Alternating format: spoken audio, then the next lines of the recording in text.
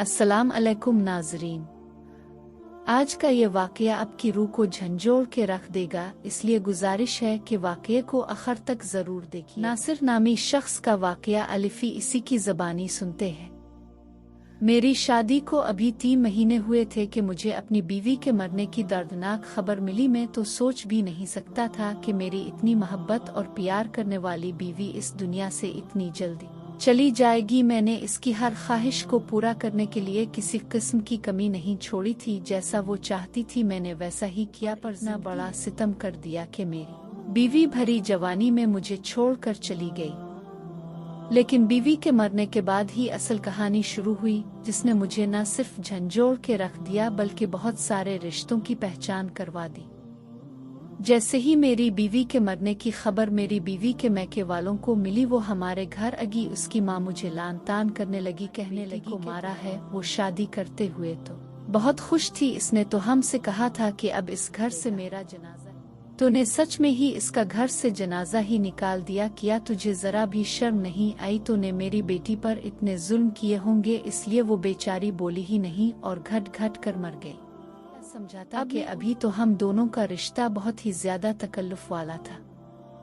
खैर, इस सारे चूहे बली के खेल में 3 महीने गुजर गए। इसके अलावा एक और बड़ा वाकया हो गया जिसने मुझे ज्यादा परेशान किया। बीवी के मैके वाले कह रहे थे कि हम मैयत को अपने घर ले कर जाएंगे और अपने अबई कब्रिस्तान में दफन करेंगे, जबकि मेरे घर वाले बोले अब वो हमारी जिम्मेदारी थी, इसलिए इसे दफनाया भी यहीं पर जाएगा।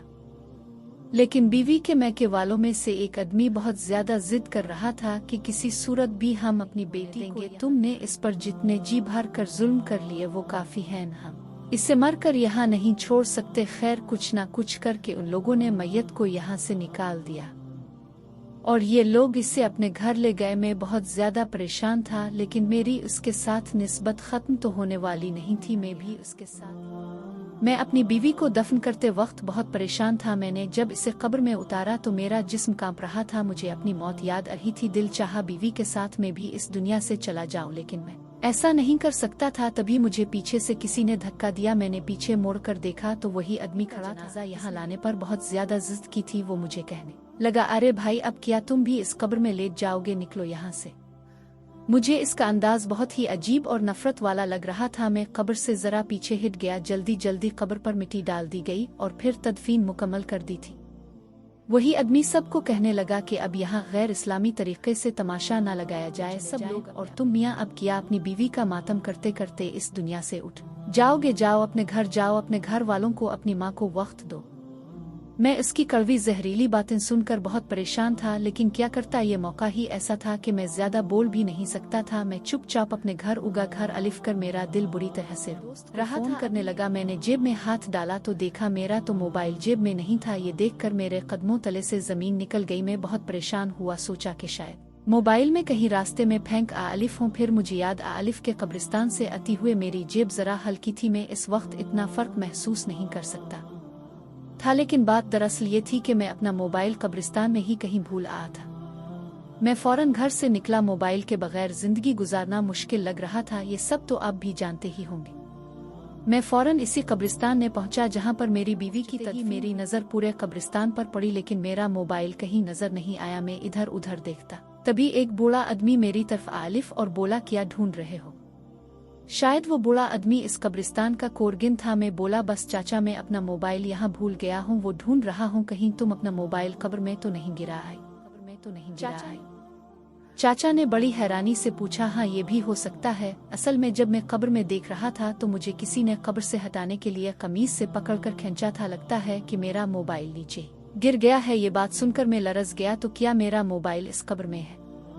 लगता है कि अब मुझे कब्र खोदनी पड़ेगी। तौबा करो मियाँ, कैसी बातें करते हो? वो आदमी अपने कानों को हाथ लगाने लगा। एक चंद हजार के मोबाइल के लिए तुम अल्लाह का इतना बड़ा कान? कब्र अल्लाह की हद होती है। तुम्हारी बीवी के सारे मैके वाले घर वाले उठकर अलिफ जाएंगे, वो तुम्हें जिंदा नहीं छोड़ेंगे। तुम ऐसी बात तो हरगिज मत करना। वो यही सोचेंगे कि तुमने ही उनकी बेटी को मारा है। मैं ये बात सुनकर हैरान हो गया कि इस आदमी को मेरे घरेलू मसाइल के बारे में कैसे पता था। ये एक गोरगन था कि ये मेरी बीवी है और उसके घर वाले मुझसे नाराज हैं, और ये तो मेरी बीवी के मैके का कब्रिस्तान है। शहर में अमूमन ऐसी तफसीलात नहीं बताई जाती, ना ही कोई एक दूसरे के खानदान के बारे में जानता है, पर यह गोरकन अजीब था जिसे हर तरह की मालूमात थी। मैं बड़ा हैरान हुआ लेकिन चुप था। इस वक्त गम ही इतना था कि मैं घर अलिफ कर मैंने ये बात अपनी अम्मा को बताई। अम्मा कहने लगी, अरे बेटा, इसमें परेशान होने वाली क्या बात है? तुम ऐसा करो, कोई दूसरा मोबाइल ले लो, खामखा परेशान होते हो। अब अगर बीवी की वफात के बाद तुम्हारे पास मोबाइल नहीं होगा तो तुम्हारा दिल और भी ज्यादा परेशान होगा। अपना ध्यान बटाने की कोशिश करो, मैं तुम्हें पैसे देती हूँ, तुम जाकर खरीद लो।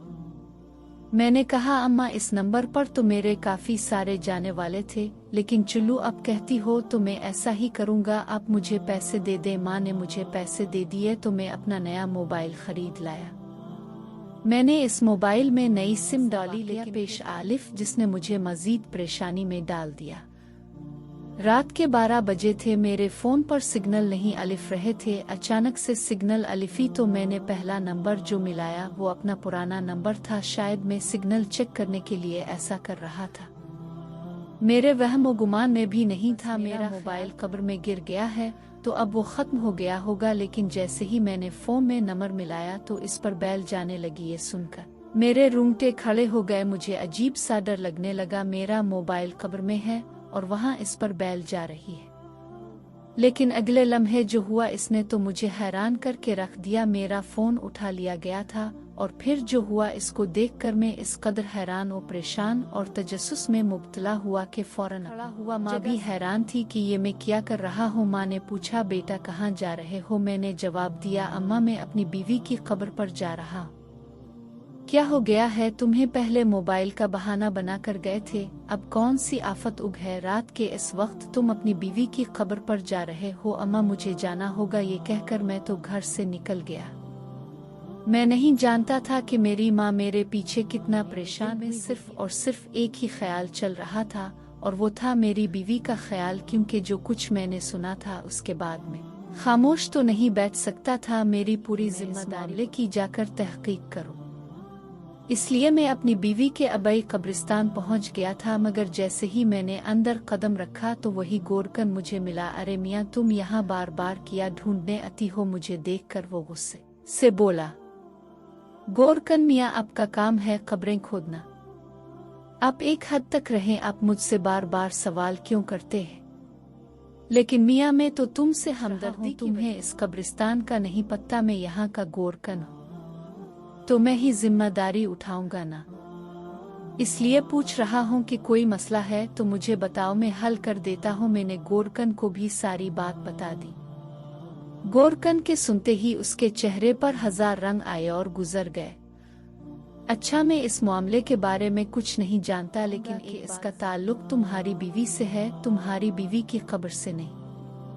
और तुम अपनी बीवी के घर वालों से जाकर इस बात का पता मालूम करो। तुम्हें खुद ही समझ में अलिफ जाएगा। मैं कुछ बोलूंगा तो वो खियानत खुद को गुनहगार नहीं करना चाहता। तुम खुद जाकर मालूम करो। अक्लमंद के लिए इशारा ही काफी होता है। मैं गोरगन की बात सुनकर समझ गया कि वो मुझे कोई बात नहीं बताना चाहता। शायद कि इसने मेरी बीवी के घर वालों से कोई और वजह होगी जिसकी वजह से वो पूरी बात मुझे नहीं बता पा रहा था। मैं अपनी बीवी के कब्रिस्तान से होकर उसके घर पहुंच गया, लेकिन मैंने घर के दरवाजे पर दस्तक नहीं दी, बल्कि यूं ही घर में दाखिल हो गया। मैंने देखा वो सब लोग एक कमरे में बैठे बातें कर रहे थे। घर का बाहर वाला हिस्सा बिल्कुल खाली था। वहां मैं चलता हुआ इस कमरे के करीब पहुंच गया। जहाँ बैठकर वो लोग बातें कर रहे थे, मैंने देखा उन सब के चेहरों पर बेपनाह गुस्सा था। लगता था जैसे कि वो अभी उठकर मुझे मारना शुरू कर देंगे। वो बात मेरी बीवी के बारे में कर रहे थे। वो मेरी बीवी पर गुस्सा क्यों कर रहे थे? तभी मेरा हाथ एक प्याली पर लगा। वो प्याली लोगों की तवज्जो मेरी तरफ उग। वो लोग मुझे यूं देखने लगे जैसे मैंने इस घर में चोरी कर ली हो। बेटा, तुम यहाँ कैसे अलिफी हो और कब अलिफी थे? मेरी सास ने मुझसे पूछा। अम्मा जी, मैं आपको एक बात बताने के लिए आलिफ हूँ। मैंने अपनी सास की तरफ गहरी नजर डाली। हाँ बेटा, इंतजार था, मेरा इंतजार, मगर वो क्यों? मैंने अपनी सास से पूछा। बस बेटा, हालात ही कुछ ऐसे हैं कि क्या करें। तुम्हें तो पता है कि हम एक मामूली से खानदान से ताल्लुक़ रखते हैं। मेरा भांजा कल से घर नहीं आलिफ वो ऐसा गायब हुआ है कि मेरी बहन भी परेशान हो गई है। कहती है कि अपने दामाद से कह कर मेरे भांजे को ढूंढ कर लाओ वरना मैं मर जाऊंगी। मेरा एक ही जवान बेटा था, अगर वो भी ना रहा तो मैं क्या करूंगी। तुम जानते हो ना कि कई अरसे से हमारी उनके साथ नाराजगी चल रही थी, लेकिन अब इस मौके पर हम दोनों खानदान एक दूसरे के बेहद करीब हो गए हैं। मैं ये सुनकर अपना गम भूल गया। अच्छा माँ जी, मैं आपका काम करवा दूंगा, लेकिन आपको अपना मसला बताने आलिफ हूँ। बेटे मसले तो चलते रहते हैं, मेरी सास ने मेरी बात को काटते हुए कहा, लेकिन तुम पहले मेरा काम कर दो, इसके बाद तुम जो कहोगे मैं वही करूंगी। मैंने अपनी सास से बहस करना मुनासिब नहीं समझा। वहां से एक और जिम्मेदारी लेकर वापस अपने घर उगा। मैं अपनी बीवी की कब्र खोलना चाहता था। जो कुछ मैंने सुना था और जानता था उसके बाद मेरा दिल बहुत अजीब सा हो गया था। मैं जानता था कोई मेरी बात पर यकीन नहीं करेगा।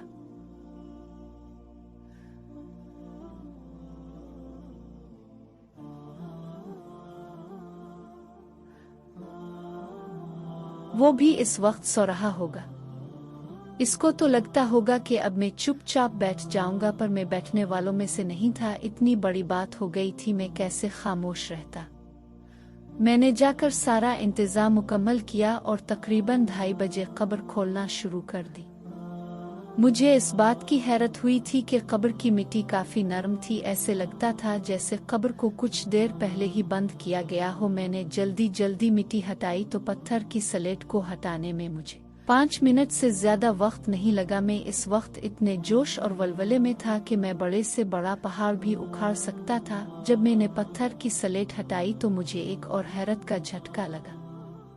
सामने का मंजर देखकर मेरे पसीने छूट गए थे। ठंडे पसीने मेरे चेहरे पर अलिफ रहे थे और मैं इस कदर परेशान था कि समझ नहीं आती थी कि मैं क्या करूं, क्योंकि सामने कब्र खाली थी। कब्र में ना मेरी बीवी थी ना उसका कफन था।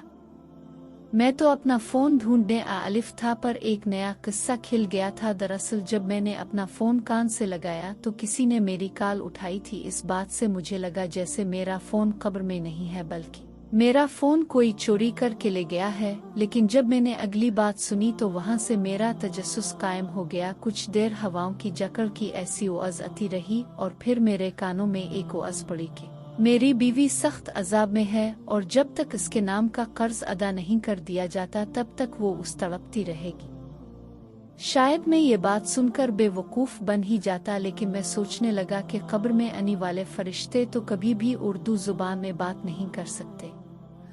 वो तो सुना है कि अरबी में बात करते हैं, और फिर ऐसा कैसे हो सकता है कि एक फरिश्ते की आवाज़ मुझे फ़ोन पर सुनाई दे। ये चीज़ कोई ड्रामा या फिर झूठ लगती थी, ऐसा हकीकत में हो ही नहीं सकता था। बहुत सारे लोगों ने कब्र में कैमरा और माइक रखने की कोशिश की, पर आज तक किसी फरिश्ते की आवाज़ किसी इंसान के कानों में नहीं पड़ सकी। ये अल्लाह का राज है और ये अल्लाह ही जानता है। ऐसा हो ही नहीं सकता कि किसी फरिश्ते की आवाज़ कोई इंसान सुन सके। बस तभी से मुझे शक पड़ गया था और मैंने बीवी की कब्र खोदने की ठान ली थी। फिर जब मैंने कब्र खोदी वहां पर मुझे कुछ भी नहीं मिला। अपनी बीवी के घर वालों के पास चला गया। मैंने आपकी बेटी की कब्र खोदी है पर मेरी बीवी वहां नहीं है। मेरे ससुराल वाले मुझ पर गुस्सा करने लगे कि मुझे ये बेहुरमती करने को किसने कहा था। मेरी बीवी के भाई तो बाकायदा मुझे मारने पर तुले थे। वो इस कदर ऊंची आवाज़ में बात कर रहे थे कि मैं अब उनसे डर रहा था। आपको ये सब नहीं करना चाहिए था। मैं तो कभी भी अपनी बीवी के लिए बुरा सोच ही नहीं सकता था, और ये बात उन लोगों को कौन समझाए। उनको तो मैं न जाने किस जालिम और जल्लाद लग रहा था। मैंने अपनी बीवी के घर वालों से ज्यादा बहस करना मुनासिब नहीं समझा, क्योंकि वो तो लड़ने झगड़ने पर तैयार हो गए थे, और ऐसे लोगों से मैं कितनी भी बात करता वो मेरी बात न सुनते। मैं वहां से निकला तो सबसे पहले मुझे अपनी सास के भांजे का ख्याल आलिफ, जिसके बारे में उन्होंने मुझे ढूंढने को कहा था। बाकी सब काम छोड़कर अब मैं भी इसी को ढूंढना चाहता था, क्योंकि मुझे अपनी बीवी के इस कजिन पर बहुत ज्यादा शक था। वो भी घर से इस दिन से गायब हुआ था जिस दिन से मेरी बीवी फौत हुई थी। शहर में पूछता हुआ वहां के इकलौते बस अड्डे पर जा पहुंचा। वहां जाकर मैंने अपनी सास के भांजे के बारे में बताया तो मुझे वहां एक लोकल आदमी ने ये मालूमात दें कि वो सुबह सुबह ही डस्के के लिए निकला है। ये बात मेरे लिए ज्यादा हैरान कुन नहीं थी। मैं इसका पता ढूंढते ढूंढते इस तक कैसे पहुंचा ये अलग कहानी है, पर वो एक छोटी सी तंगिल्ली में किराए के मकान पर रहता था और आज इसे ढूंढते हुए मुझे 1 हफ्ता हो चुका था। हफ्ते के बाद जब मैं इस तंगिल्ली में इसके घर के दरवाजे पर दस्तक देने लगा तो मेरे दिल में तमाम सवालों के जवाब पहले से मौजूद थे और कुछ सवाल मेरे जहन में उठ भी रहे थे। जैसे ही दरवाजा खुला मैंने देखा कि सामने कोई और नहीं बल्कि मेरी अपनी बीवी खड़ी थी। मैं तो किसी और को ढूंढने यहाँ आलिफ था। मुझे देखते ही उसके चेहरे पर कई रंग आलिफी और गुजर गए। वो बड़ी मुश्किल से अपनी जान बचाकर पीछे भागने लगी। मैंने इसे बाजू से पकड़ा और घसीटना शुरू कर दिया और वो चलाने लगी। शायद वो मुझे गिल्ली वालों के सामने एक गुंडा जाहिर करना चाहती थी। मैंने सबको चुप करवा दिया कि ये मेरी बीवी है और मैं इसे ऐसे यहाँ छोड़ नहीं सकता। सब लोग बहुत हैरान थे। मेरी बीवी के चेहरे पर भी बहुत पशेमानी थी। मैंने इसे लाकर गाड़ी में फेंका और इससे पूछा कि तुम यहाँ पर क्यों हो? तुम तो मर गई थी। वो रोने लगी। खुदा के लिए मुझे मुआफ कर दी। खुदा का नाम मत लो। तुमने तो इसको नाराज करके ये रास्ता इख्तियार किया।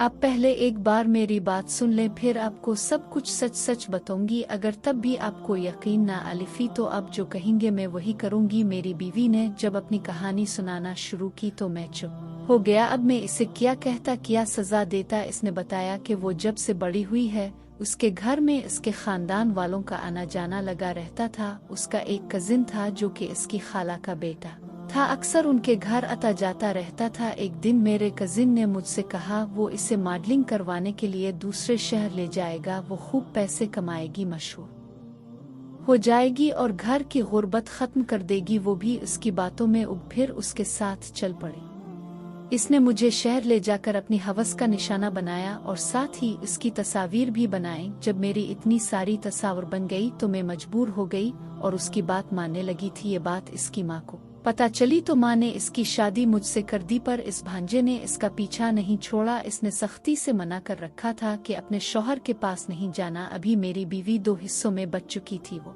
इस शख्स की बातें भी मानती और मेरे घर में खुशी खुशी रहती भी थी। वो अपना गम किसी पर जाहिर नहीं होने देती थी। फिर एक दिन इसके खाला ज़ाद ने एक अनोखी फरमाइश कर दी कि तुम मरने का नाटक करो, फिर मैं तुम्हें यहाँ से ले जाऊंगा। इस बेवकूफ़ को ये भी नहीं पता चला कि एक शख्स के निकाह में होते हुए दूसरा निकाह नहीं हो सकता।